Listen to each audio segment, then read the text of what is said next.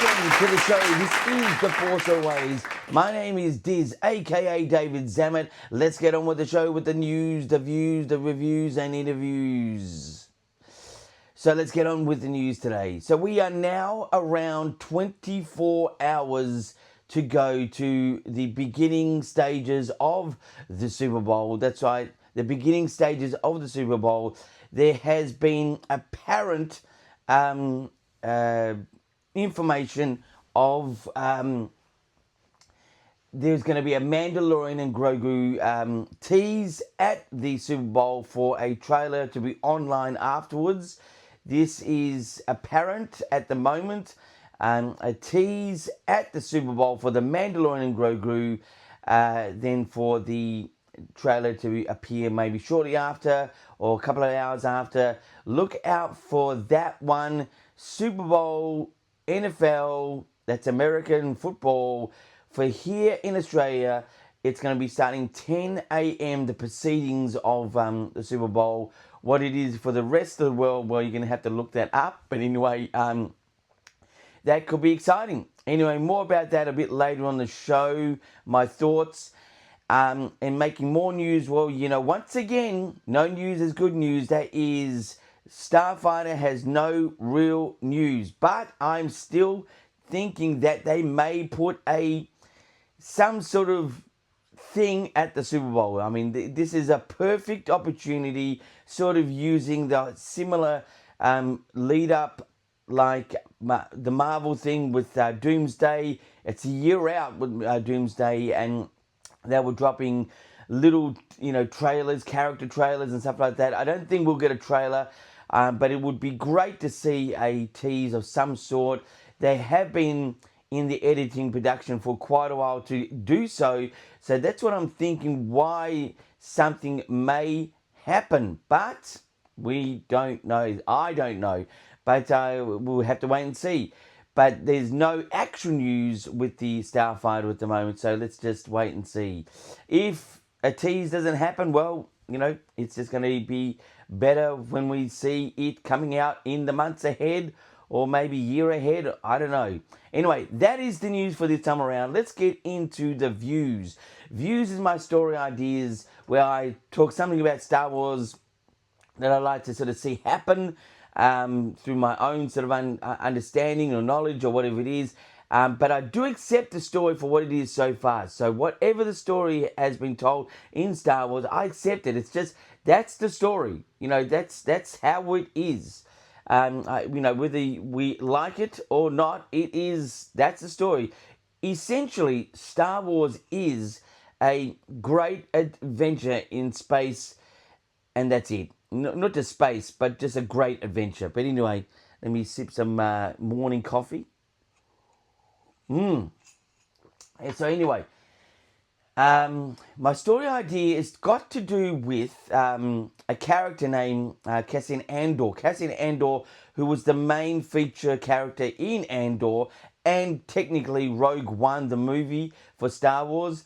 At the end of the series 2, or the end of the series really for Andor, there was a reveal that he had a child that he technically does not know exists, because he would have died not knowing that it existed. I know it's a little bit of a typical thing to do sometimes in Hollywood, but I would definitely think having this child develop into an adult and appearing laterwards in a Star Wars feature. I don't know if the timeline... Look, so technically from when this child was born, which was... by the time this child would be fully developed, it would be roughly... So it would be roughly by the time of Rise of Skywalker... 20, say 25, say 30, 35, 40. It'd be roughly about 50 years old. The baby would have developed to 50 years old as an actual, human being as a character. So it's about 50. I'm thinking, I'm just top of my head here. And so we are getting the events of Starfighter, which is 5 years after the events of Rogue One. So it would be, this baby would be developed as an adult, fully developed adult, so it would be out there. Now, I don't suggest to have this character in Starfighter because I think it should be just absolutely brand new, whatever angle they're going to do this to make it brand new, because it's going to be pretty hard to hide the fact that the whole rebellion fleet and the whole empire had this massive sort of, galactic fight at the end of Rise of Skywalker. But let's just keep it clean then. But this character still could appear in a follow-up to Starfighter if that happens. My story idea is definitely use that opportunity for that child of Cassian Andor and his sort of wife, but sort of girlfriend at the time. And I think it's a perfect opportunity, and it's sitting there, perfect timing. If the child would be about 55, 60, it's a great age. Lots of Jedi legends like Obi-Wan and now, Luke, all that, getting to that age, had great, sort of story arcs and stuff like that. So anyway, that's my story idea for this time around. Let's get into the reviews. Now, reviews this time around is going to be really, really spontaneous. Let me tell you that. I'm just going to grab something that I can see, and I'm just going to grab this. This is from the Attack of the Clones. That's the Attack of the Clones packaging, episode 2. That is R2D2. R2D2. This is actually the one where Padme is attacked in the middle of her sleep by some sort of worms. Padme, she's an assassination attempt, and if you look really close, you get the worms with it, and that's R2D2, legend character. Again, I'm not so big on this packaging, even though it is very retro. It doesn't really say Attack of the Clones. That's why I sort of don't really sort of go for it that great. But it's still, R2D2 is great. The particular worm incident was a sort of an interesting part of Attack of the Clones.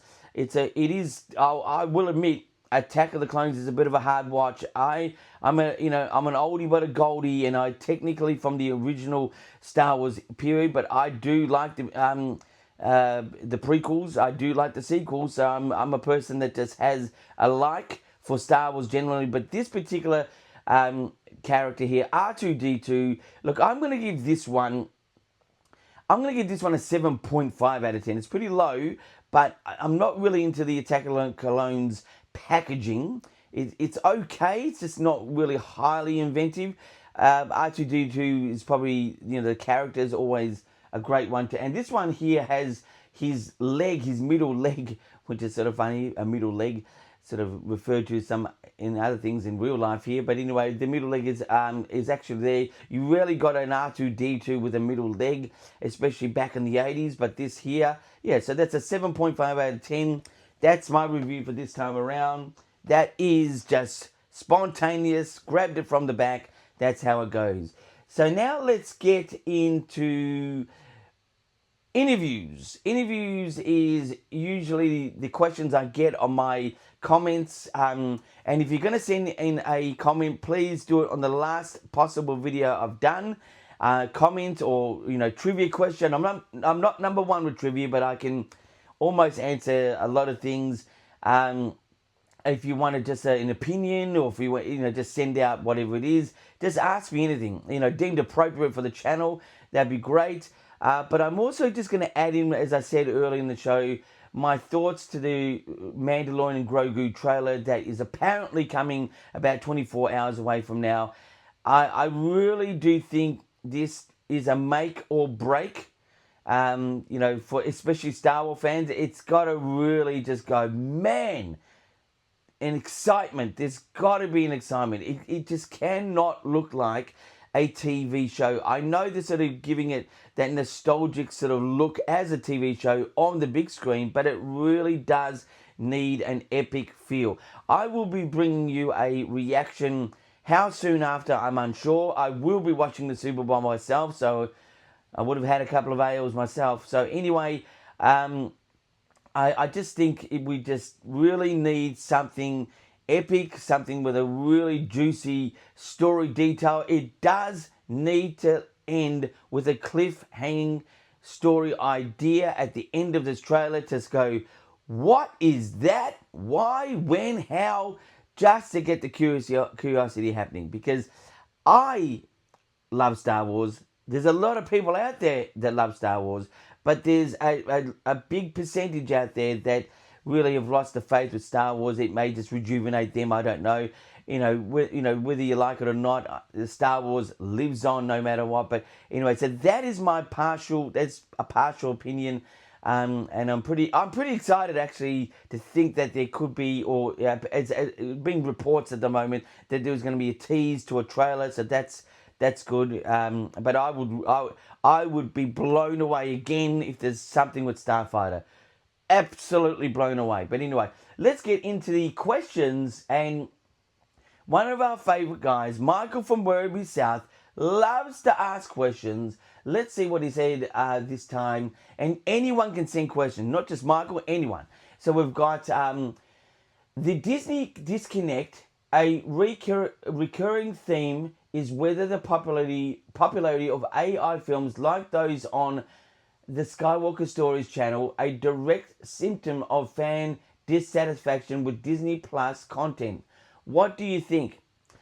Well, I can't really comment on why these people have been creating the AI films. All I can say is that these AI films on YouTube have a great subtle story about it. Like, they've got great psychology. It's not just the AI, it's the music entailed, it's the movement of the camera, it's just the storytelling that's connecting to parts of the story you already know.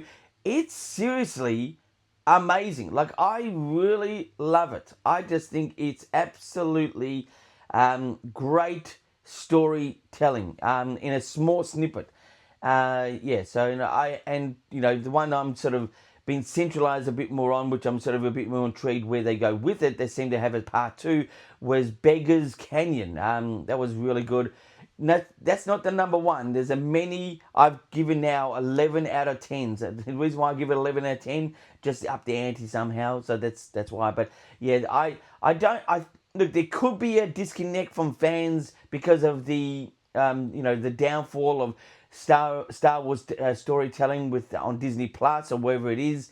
There could be, but for me, I think they just add to the Star Wars storytelling universe. But I will say that movies in general are in trouble with these AI films because they are so good. People are going to gravitate to watching something so good for free versus spending their money at a cinema. And that's what I think. I think this is, they really need to get their act together in somehow ensuring that movies are still seen at a cinema, and because that is where the money's to be made. That is where the actual experience is created for all of us, and that's the only thing. But don't get me wrong, I love the AI films. I love lots of parts of the whole Star Wars saga, whether it's in Disney Plus as a TV series or movies. Anyway, let's get into the next question. Michael from Werribee South, once again. Ownership of expression, a tough question, remains whether an AI prompt engineer can truly claim copyright for a derivative work based on a multi-million-dollar IP. Well, that's more of a comment. Look, I'll tell you this. There is huge copyright infringement. I'm really surprised the removal has not begun in its masses, especially leading up to the Mandalorian and Grogu coming out very shortly, and also Starfighter. Maybe it will happen in this year. I don't know. Maybe they're just using it as a great, advertising source for getting people into Star Wars, back into Star Wars again. Maybe they're leaving them alone, but it is a copyright infringement. It's using image and sound of actors that have not approve this. I mean, really, we are as once a famous YouTuber has said, we are in show business, and this is business.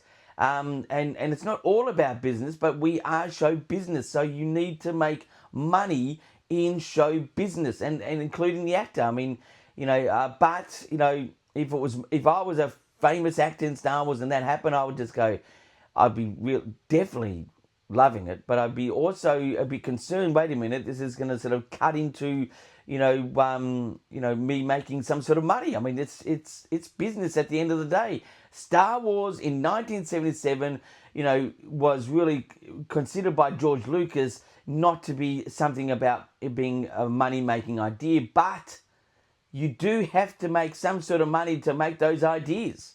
And that's what I think.